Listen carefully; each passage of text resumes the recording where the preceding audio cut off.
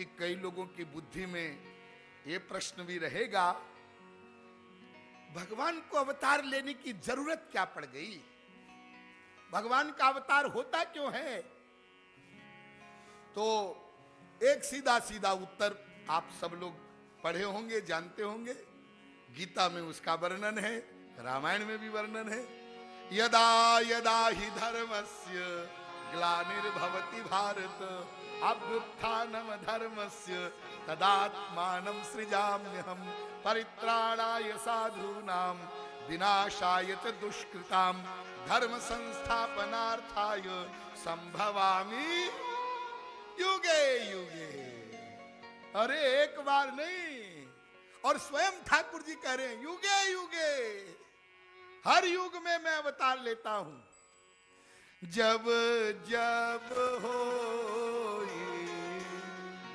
धर्म की हानि, जब जब हो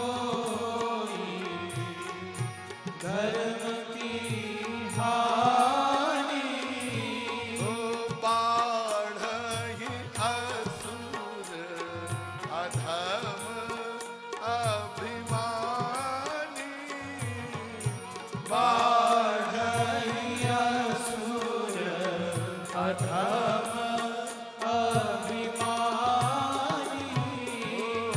तब तब हरि धरि विविध शरीरा, तब तब हरि धरि विविध शरीरा, हरहि कृपा निधि सज्जन पीरा, हरहि कृपा निधि सज्जन पीरा।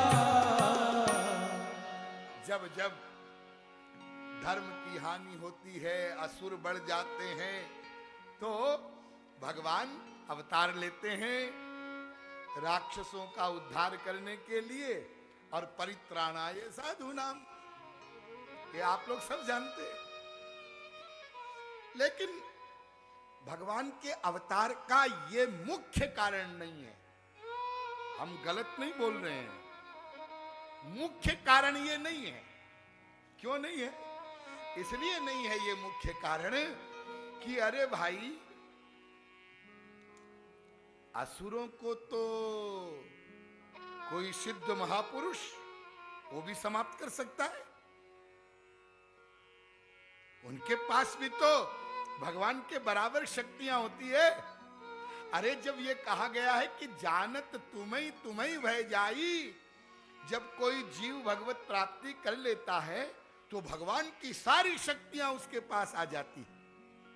तो क्या राक्षसों को, असुरों को कोई महापुरुष महात्मा समाप्त नहीं कर सकता? क्या ये पावर उनके पास नहीं होती? होती है, होती है, हाँ, लेकिन वो प्राय असुरों को मारते नहीं। हाँ, कभी कभार, लेकिन मारते नहीं। क्या विश्वामित्र जी मारीच और सुबाहु को मार नहीं सकते थे? इतनी शक्ति विश्वामित्र में नहीं थी क्या? अरे जो स्वर्ग बना सकता है त्रिशंकु के लिए, मार सकते थे, ध्यान दीजिए, लेकिन मारा नहीं। भगवान राम को, लक्ष्मण जी को दशरथ जी से मांग के लाए, मुझे राक्षस लोग बहुत सता रहे हैं।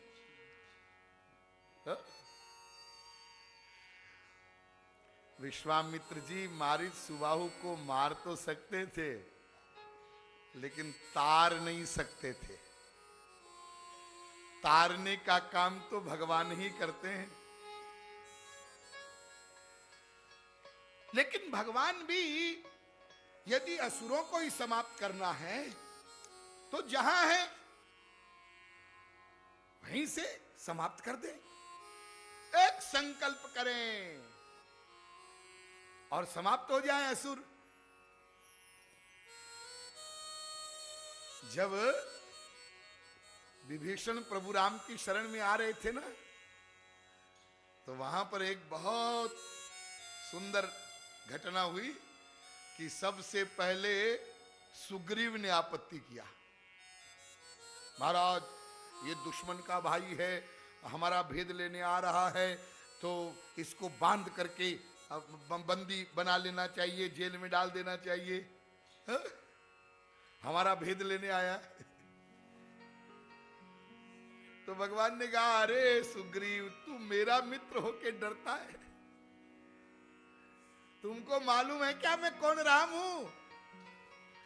तो सुग्रीव जरा मुस्कुराए, हाँ हाँ हाँ महाराज मालूम है आप कौन राम है।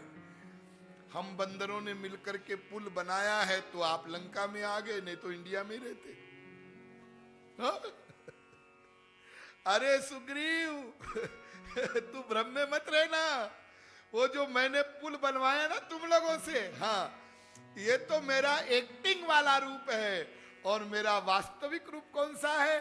पिशाचान दानवान यक्षान पृथिव्याम चैव राक्षसान अंगुल्यग्रेण तान हन्या मिच्छन हरि गणेश्वर। वाल्मीकि रामायण। मैं वो राम हूं कि अपनी छोटी अंगुली के नाखून के अग्रभाग को यो कर दूं, यो अनंत अनंत ब्रह्मांडों के राक्षस समाप्त हो जाए।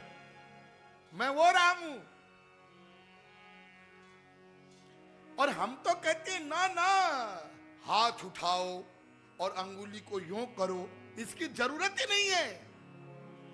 भगवान सत्य संकल्प है। अपरित पापमा बिजरो विमृत्युर विशोको विजिघत्सो पिपासः सत्य कामः सत्य संकल्पः। वेद के अनुसार 8 गुण हैं भगवान में। सबकी व्याख्या नहीं करेंगे, बस एक गुण बता देते, अंतिम सत्य कामः सत्य संकल्पः। भगवान वो पर्सनैलिटी है जो सत्य संकल्प होती है। क्या मतलब? सोचा हुआ, वो केवल ऐसे संकल्प करें अनंतानंत ब्रह्मांडों के जितने राक्षस हैं सब समाप्त हो जाएं। बोलना नहीं है, सोचा हो गए। उस पावर का नाम है भगवान। और तुलसीदास जी महाराज ने कहा, देखो जी ये राक्षसों को मारने के लिए तो भगवान को बीच में लाओ ही मत। भगवान की जरूरत नहीं है उसके लिए, न राम की जरूरत है न कृष्ण की जरूरत है। तो जगमहु सखा निशाचर जेते, जगमहु सखा निशाचर जेते, लक्ष्मण हनई निमिष महु तेते, लक्ष्मण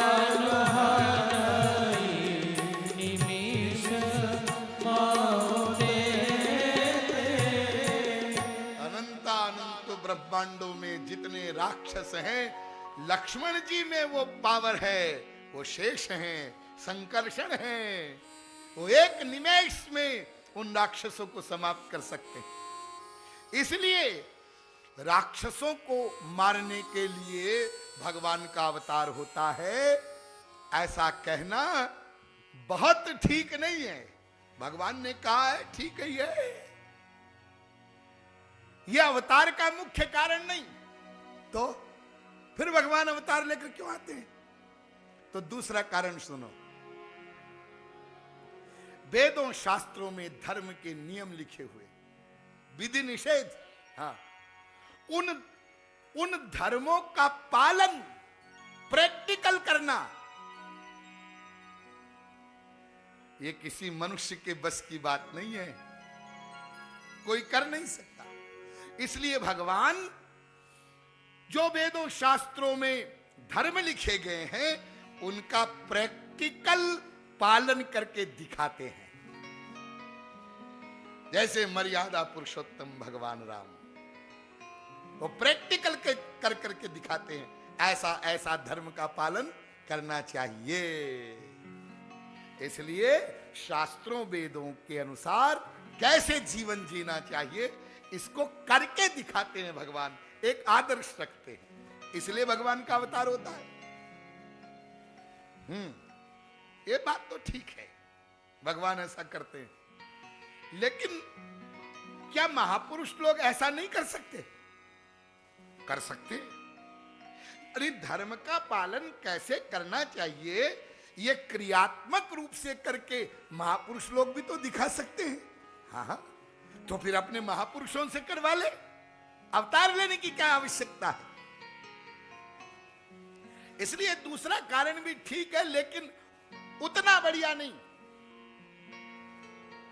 तो फिर तीसरा कारण सुनिए, वो माता कुंती ने बताया अपनी स्तुति में, तथा परमहंसानाम मुनीनाम अमलात्मनाम भक्ति योग विधानार्थम कथम पश्ये महिस्त्रियः। परमहंसों को श्री परमहंस बनाने के लिए, ब्रह्मानंदियों को प्रेमानंदी बनाने के लिए भगवान अवतार लेकर आते हैं। और उनकी एक झलक मिली, जैसे मैंने आपको बताया था, विदेहराज जनक और प्रभु राम लक्ष्मण को देखा, बर बस ब्रह्म सुखई मन त्यागा। हाँ, ये कारण बढ़िया है। लेकिन भाई एक बात बताओ, यदि किसी परमहंस को श्री परमहंस बनाना हो तो केवल उसके सामने प्रकट हो जाए और उसको अपनी रूप माधुरी का, लीला माधुरी का पान करवा दे, श्री परमहंस बना दे और चले जाए? फिर अवतार लेकर के और लीलाएं और सब चीजें करने की क्या आवश्यकता है? तो फिर भगवान अवतार क्यों लेते हैं? बहुत सारी बातें हैं, समय कम है। अब सुनिए अवतार का वास्तविक कारण। भगवान का अवतार होता है जीव कल्याण के लिए, हम लोगों के कल्याण के लिए। यदि भगवान सगुण साकार स्वरूप धारण करके, श्री कृष्ण का स्वरूप धारण करके, श्री राम का स्वरूप धारण करके अनेक लीलाएं न करते तो आज हम आपको क्या कथा सुनाते? किसकी कथा सुनाते? तो भगवान अवतार लेते हैं, उनके अनेक नाम पढ़ते हैं, अनेक स्वरूप बनते हैं, अनेक लीलाएं वो करते हैं और फिर स्वधाम तो चले जाते हैं, लेकिन अपना नाम रूप लीला गुणधाम जन यहीं छोड़ जाते हैं।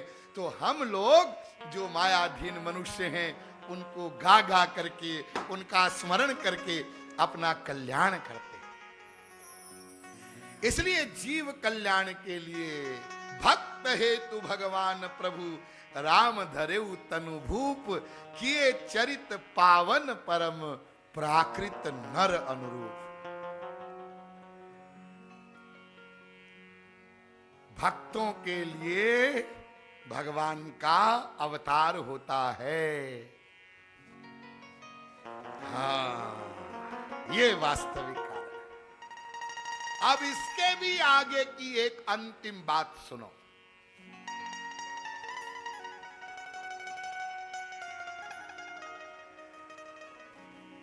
बहुत ध्यान से सुनिएगा, भगवान का अवतार क्यों होता है और हमारे मृत्यु लोक में भगवान अवतार क्यों लेते हैं, और वृंदावन में, ब्रज में भगवान क्यों आते हैं, और ब्रज में भगवान की लीलाएं क्यों होती है। आप लोग धैर्य रखिए, थोड़ी देर है। अभी जब हम नंदोत्सव मनाएंगे ना, उसके पहले मैं भूमिका तैयार कर रहा हूं। अब ब्रज में हम प्रवेश करेंगे ना, तो ब्रज में प्रवेश करने से पहले ये समझ लो, ये ब्रज है क्या?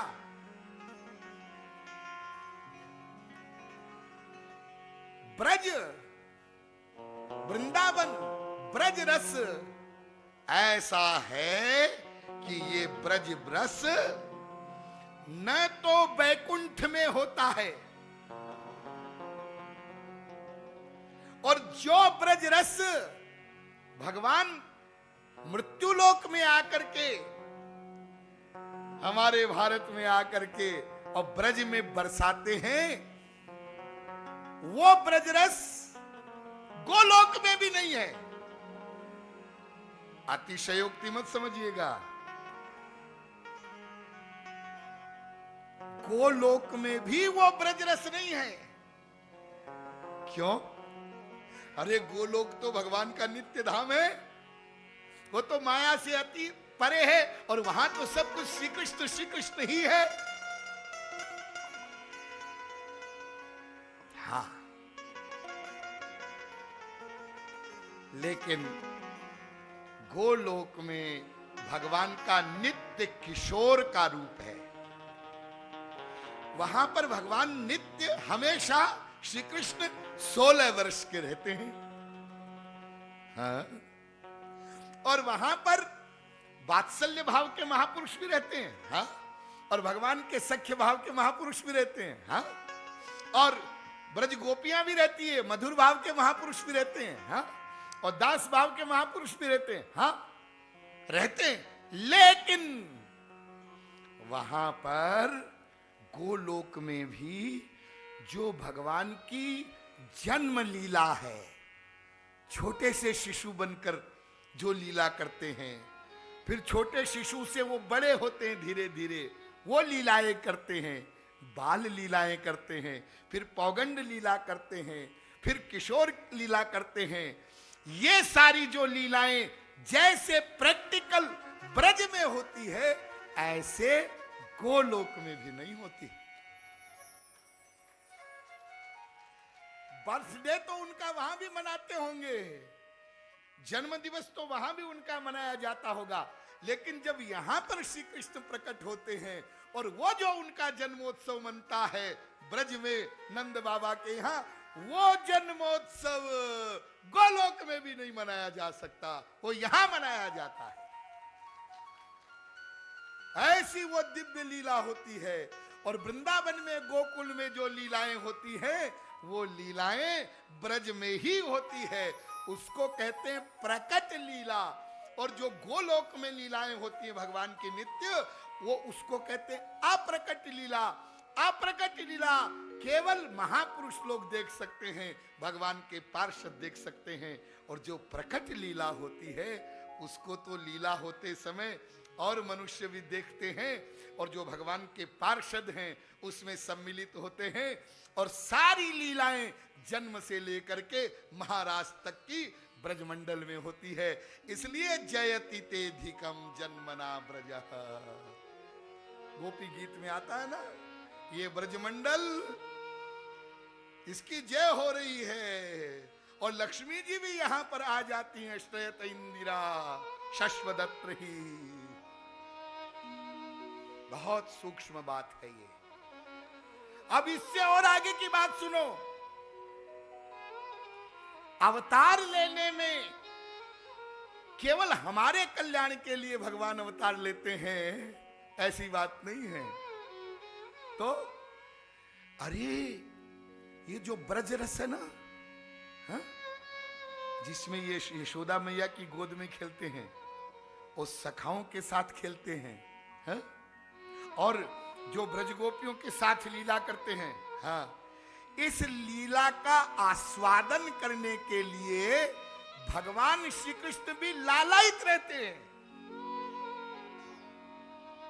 उनके वशीभूत रहते हैं। वो उस लीला के लिए जब बहुत गोलोक में वो रस उनको नहीं मिलता है, तब अपने पार्षदों को लेकर के ब्रजमंडल में प्रकट हो जाते हैं भगवान। इसलिए भगवान श्री कृष्ण आस्वादक भी हैं और आस्वाद्य भी हैं, भक्तों को सुख देते भी हैं और उनसे रस लेते भी हैं। वो रसो वैसह भी हैं और परम रसिक शिरोमणि भी है।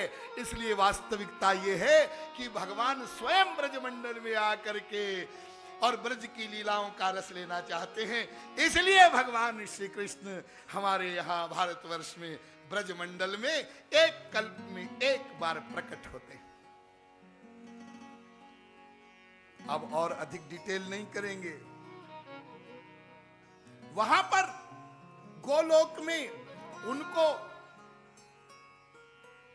भगवत्ता का भान रहता है, हाँ? और जो महापुरुष लोग होते हैं उनको भी अपनी स्थिति का भान रहता है। लेकिन ब्रजमंडल में, चलो एक बात और समझ लो, ब्रजमंडल में, ब्रज में जो लीलाएं होती है, जो अभी हम आपको सुनाएंगे, उसमें भगवान अपनी भगवत्ता को भूल जाते हैं और जीव अपने स्थिति को भूल जाता है। जब भगवान भगवत्ता को भूल जाते हैं और उनके पार्षद अपनी स्थिति को भूल जाते हैं, तब ब्रज की लीला होती है। तब उस लीला में विशेष प्रकार का आनंद बरसता है।